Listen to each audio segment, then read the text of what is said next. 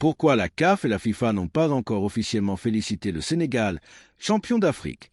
Depuis le sacre du Sénégal en finale de la Coupe d'Afrique des Nations, une question revient avec insistance dans l'opinion publique africaine et sénégalaise. Pourquoi la Confédération africaine de football et la FIFA n'ont-elles pas, dans l'immédiat, publié de messages officiels de félicitations aussi visibles et appuyés que lors d'autres sacres continentaux?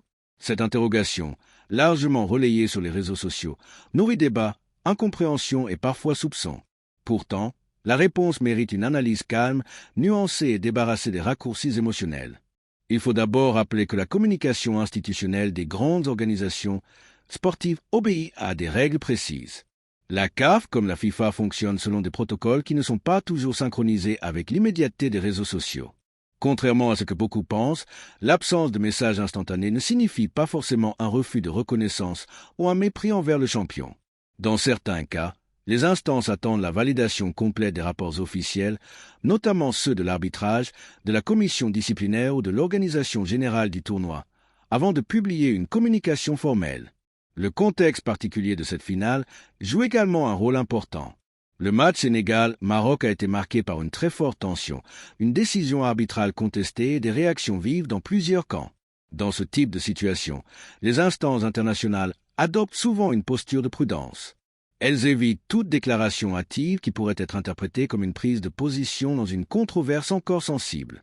Cette réserve, bien que frustrante pour les supporters sénégalais, relève davantage d'une stratégie de gestion de crise que d'un manque de respect. Il est aussi essentiel de comprendre que la communication de la CAF et de la FIFA n'est pas toujours uniforme. Certaines victoires sont mises en avant rapidement, d'autres moins, selon le contexte médiatique mondial, les priorités du moment ou encore la saturation de l'actualité sportive. Cela peut donner l'impression d'un traitement inégal, même si, dans les faits, il s'agit souvent d'un simple décalage temporel. Un autre élément à prendre en compte est la dimension politique et diplomatique du football africain. La CAF est une organisation où coexistent des équilibres régionaux, des influences diverses et parfois des tensions internes. Dans ce paysage complexe, chaque communication est pesée, analysée et validée à plusieurs niveaux. Lorsqu'un sacre intervient dans un climat polémique, l'institution peut choisir le silence temporaire afin de ne pas attiser les débats ou aggraver les divisions. Du côté de la FIFA, la situation est encore plus globale.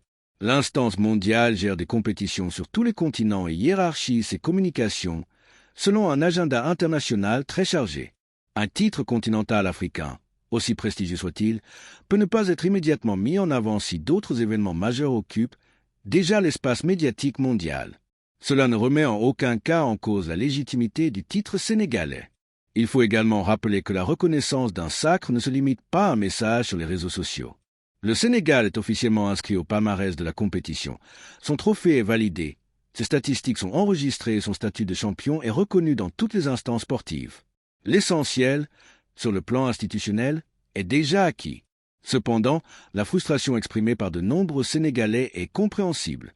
Après une victoire aussi durement acquise, après 120 minutes d'efforts et une finale sous haute tension, l'attente d'une reconnaissance visible et symbolique est légitime. Le football est aussi une affaire d'émotion, de fierté nationale et de reconnaissance internationale.